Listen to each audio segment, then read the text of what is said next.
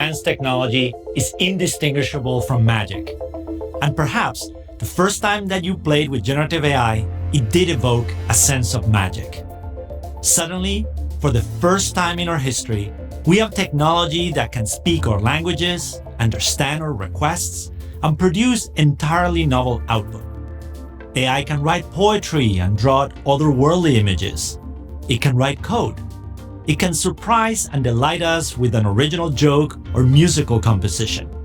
It can create, and an act of creation often inspires wonder. But AI is not magic. It's math and science. And it wasn't sudden. These experiences have been decades in the making. AI is going to touch every aspect of our lives. It will change the world. But how it will change the world is up to us, to all of us.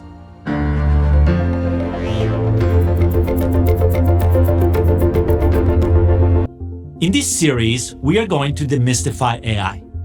We'll show you how we got here, how generative AI works, and explore some of the ways that it will transform business and society.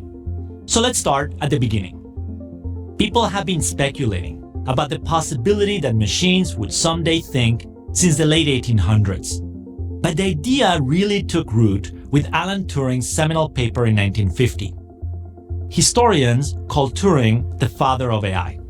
He theorized that we could create computers that could play chess, that they would surpass human players, that we could make them proficient in natural language. He theorized that machines would eventually think. Thanks to my career in IBM research, I have seen and been part of achieving many of the milestones that Turing identified on the way to a thinking machine, including chess with Deep Blue, Jeopardy, and debating systems. But Turing was just the beginning. If Turing's 1950 paper was the spark, just 6 years later, we had the Big Bang, the Dartmouth workshop. A couple of young academics got together with a couple of senior scientists from Bell Labs and IBM and proposed an extended summer workshop with just a small handful of top people in adjacent fields to intensively consider artificial intelligence. That is how the phrase artificial intelligence was coined, and it marks the point at which AI was established as a field of research. They laid out in extensive detail many of the challenges that we've been working all these years to solve, and developed machines that could potentially think. Neural networks, self-directed learning, creativity, and more. All still relevant today. For perspective, this was 1956, the same year the invention of the transistor won the Nobel Prize.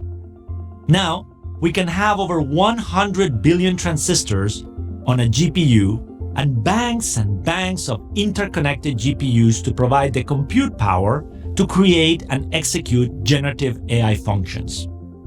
All these years, the AI theories, techniques, and ideas have been developed in parallel with progress in hardware that resulted in dramatic reductions in compute and storage costs, all converging now to make generative AI real and practical.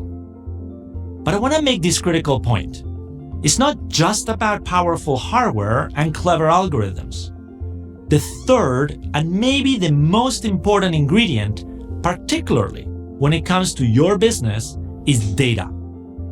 You can't talk about generative AI without talking about data. It's the third leg of the AI stool. Model architecture plus compute plus data. You hear about large language models, or LLMs, that are powering generative AI. So what are they? At a basic level, they're a new way of representing language in a high-dimensional space with a large number of parameters. A representation you create by training of massive quantities of text. From that perspective, much of the history of computing has been about coming up with new ways to represent data and extract value from it. We put data in tables, rows of employees or customers, and columns of attributes in a database. This is great for things like transaction processing or writing checks for payments to individuals. Then, we started representing data with graphs. We start to see relationships between data points. This person or this business or this place is connected to these other people or businesses and places. Data represented this way starts to reveal patterns. And we can map a social network or spot anomalous purchases for credit card fraud detection. Now, with large language models, we are talking lots of data and representing it in neural networks that simulate an abstract version of brain cells.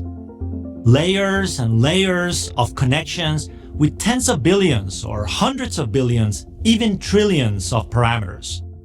And suddenly, you can start to do some fascinating things. You can discover patterns that are so detailed that you can predict relationships with a lot of confidence. You can predict that this word is most likely connected to this next word. These two words are most likely followed by a specific third word, building up, reassessing, and predicting again and again until something new is written. Something new is created or generated. That's what generative AI is, the ability to look at data and discover relationships and predict the likelihood of sequences with enough confidence to create or generate something that didn't exist before. Text, images, sounds, whatever data can be represented in the model. We could do a limited version of this before with deep learning, which was an AI milestone in its own right. With deep learning, we started representing a massive amount of data using very large neural networks with many layers. But until recently, a lot of the training happened using annotated data. This is data that humans would label manually. We call this supervised learning. And it's expensive and time-consuming. So only large institutions were doing that work, and it was done for specific tasks. But around 2017, we saw a new approach, powered by an architecture called transformers, to do a form of learning called self-supervised learning. In this approach, a model is trained on a large amount of unlabeled data by masking certain sections of the text, words, sentences, etc., and asking the model to fill in those masked words. This amazing process, when done at scale, results in a powerful representation that we call a large language model. Instead of narrow use cases and areas of expertise, you could start to have something broader. Basically, these LLMs could be trained on huge volumes of internet data and acquire a human-like set of natural language capabilities. Self-supervision at scale, combined with massive data and compute, give us representations that are generalizable and adaptable. These are called foundation models, large-scale neural networks that are trained using self-supervision and then adapted to a wide range of downstream tasks. This means that you can take a large pre-trained model, ideally trained with trustworthy, industry-specific data, and add your institutional knowledge to tune the model to excel at your specific use cases. You end up with something that is tailored for you, but also quite efficient and much faster to deploy. The current thinking is usually that you can apply this to language, but that sparks a question. What is a language? Signals in a piece of industrial equipment are talking to you. The clicks of a user navigating a website, software code, chemistry, and the diagrammatic representations of chemicals. If you squint, everything starts looking like a language that can be deciphered and understood. AI can be specialized to do all kinds of things that boost productivity in any of those languages. That means that AI can stretch horizontally across your business to HR processes, customer service and self-service, cybersecurity, code writing, application modernization, and so many other things. With all the advances achieved in the last few years, the ambition of the 1950s has come full circle. Today's models don't constitute true general intelligence, but some of them can pass the Turing test.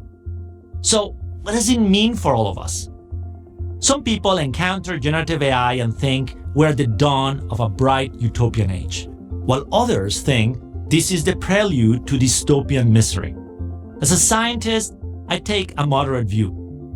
Both the optimism and the anxiety are valid, and we've asked the same questions at every major innovation milestone from the Industrial Revolution onward.